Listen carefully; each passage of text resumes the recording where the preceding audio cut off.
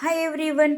आज मैं आप लोगों को शरद पूर्णिमा के श्रृंगार हम किस तरह से कर सकते हैं वो बताने की ट्राई करूंगी। तो अभी आप जो ये श्रृंगार देख रहे हैं वो शरद पूर्णिमा के हैं। तो उस दिन मोती और हीरा के आभूषण आते हैं। अगर आपके पास उसमें कुछ ना हो तो फिर आप अलग भी यूज कर सकते हैं। और ये जो वस्त्र देख रहे हैं ये वाइट जरी के वस्त्र है। इसके आसपास ये सिल्वर कलर की बॉर्डर आती है और अंदर मलमल का अस्तर होता है। ये देखिए ये बॉर्डर वाले हैं वाइट जरी के और अंदर मलमल का अस्तर है। और इस तरह के भी कुछ रेडी बाजार में मिलते हैं, वो भी यूज कर सकते हैं। तो सबसे पहले हम श्री ठाकुर जी का अभ्यंग स्नान करेंगे, उसके बाद ही श्रृंगार करेंगे। जैसे कि मैं हर बार बताती हूँ कि हर उत्सव पे अभ्यंग स्नान होता ही है। तो ये अभ्यंग पाउडर है, वो रेडी में लेती हूँ, वो जहाँ श्रृंगार की शॉप होती है वहाँ मिल जाता है। और उसमें आप इस तरह से गुलाब जल और ये सिंपल जल इस तरह से मिला के करते हैं। अब ये जो स्नान का वस्त्र होता है वो सबसे पहले मैंने ऊपर रखा और उसके बाद हम श्री ठाकुर जी का अभ्यंग करेंगे। अब एक बात ये बतानी है कि कई लोग ऐसा कहते हैं कि अभ्यंग स्नान करते समय वो ऊपर जो लगाव की श्री मस्तक पे होता है ब्लैक कलर का, वो निकाल लेते हैं। और कई लोग ऐसा बताते हैं कि हम लोग नहीं निकालते हैं। पर मैं बता रही हूँ कि आप अपने हिसाब से, जो भी आपके गुरु घर से आज्ञा हो उस हिसाब से कीजिए कि अगर आप चाहे तो निकाले या ना भी निकाले। और फिर भी कोई चूक हो जाए तो आप मुझे क्षमा कर दीजिएगा। और हर बार स्नान करने के बाद अभ्यंग हो या सिंपल, फिर भी हम हर बार श्री ठाकुर जी की नजर उतारेंगे ही। और अब हम श्री ठाकुर जी को अंग वस्त्र करेंगे।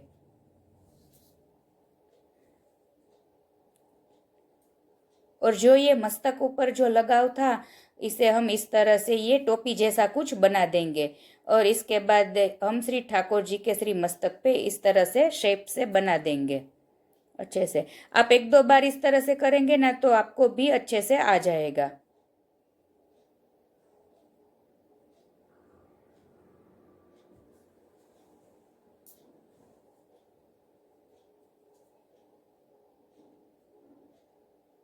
अब सबसे पहले श्री ठाकुर जी को नुपुर पहनाएंगे, उसके बाद ये वस्त्र पहनाएंगे और ये कटी पेच पहना रही हूँ।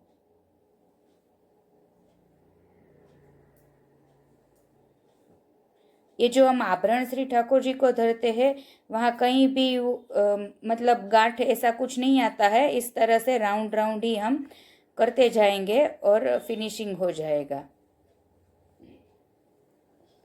अभी श्री वो शरद पूनम के श्रृंगार दिखा रहे हैं तो इसमें वाइट जो हीरा होता है वो और मोती के ही हो गए।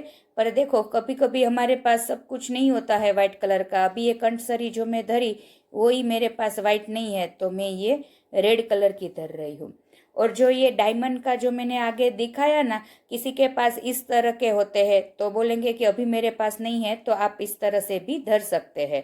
कुछ ना करे इससे तो अच्छा है कि इस तरह से आप धरे, बाद में आप अपनी फुर्सत से कर सकते हैं। ये हीरे का हार है, उसके बाद ये सिंपल मोती की माला लास्ट में। और शरद पूनम पे मुकुट काचनी के श्रृंगार आते हैं, वो भी मुकुट काचनी बिल्कुल पूरे हीरे का होता है। ये हाथ त्रवल हम सब कुछ जो धर रहे हैं वो सभी हीरे का है। और हर बार जैसे मैं बताती हूँ कि पहले आप पाग धरने के बाद इसके ऊपर मुकुट काचनी धरते हैं। पर किसी को ये नहीं अच्छे से नहीं धर पा रहे हैं तो आप इस तरह से डायरेक्ट भी मुकुट काचनी के जो ये है वो भी आप धर सकते हैं। ये श्री ठाकुर जी की छोटी सी ये लूम है। ये मकराकृत कुंडल है हीरे के वो भी। और उस दिन ऐसा बताते हैं कि जो झारी जी में वो हम लाल कलर का नेवरा धरते हैं वो भी वाइट कलर का आता है। ये श्री ठाकुर जी के वेणु जी। और ये चोटी जी है वो भी वाइट ही हीरे के आएंगे, वाइट हीरा और मोती, पर अभी मेरे पास नहीं है तो मैं अपने पास जो भी है उस हिसाब से दिखा रही हूँ। और ये श्री ठाकुर जी की गादी माला। आपके पास जो भी श्रृंगार है वो उस हिसाब से भाव से कीजिएगा। अब ये गुंजा माला धर रहे हैं और उसके बाद ये श्री ठाकुर जी की ओढ़नी।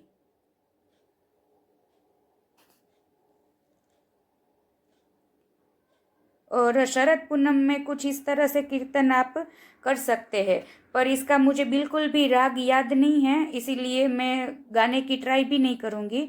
कि श्याम सजनी शरद रजनी, फिर जाऊंगी वृंदावन, रास विलास गृह कर, इस तरह के कुछ अलग अलग कीर्तन होते हैं, तो आप वो भी कर सकते हैं। वो कीर्तन की जो पुष्टि मार्गीय की कीर्तन की पुस्तक होती है ना, उसमें सब कुछ होता है। देखिए ये शरद पूनम के श्रृंगार में हमारे श्री ठाकुर जी रेडी है। और एक बात मैं बताना भूल गई कि अगर आपको ये वीडियो पसंद आए तो आप इसे सब्सक्राइब जरूर कीजिएगा और लाइक शेयर भी जरूर कीजिएगा। फिर भी कोई चूक हो गई हो तो आप मुझे माफ़ कर दीजिए। और अगली जो वीडियो मैंने दशहरा की बनाई थी उसमें वो मैं जवारे का कुछ बता रही थी ना, वो भी मैं आपको इस वीडियो में लास्ट में दिखाऊंगी कि वो बिल्कुल इजी है। आपको ऐसा नहीं है कि आप जवारा उगाना चाहे तो किस तरह से कर सकते हैं।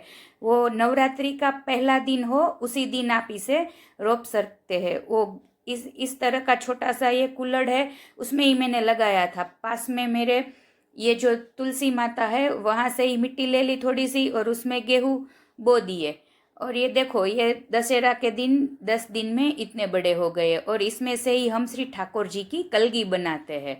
वो मैंने अगली वीडियो में जो दशहरा की बनाई थी उसमें दिखाया है। किसी को ऐसा लगेगा कि हमारे घर में बालकनी नहीं है तो किस तरह से करें, तो मैंने इस तरह से, हमारे घर पे भी बालकनी नहीं है, छोटी सी जो जगह थी उसमें ये लगाया था।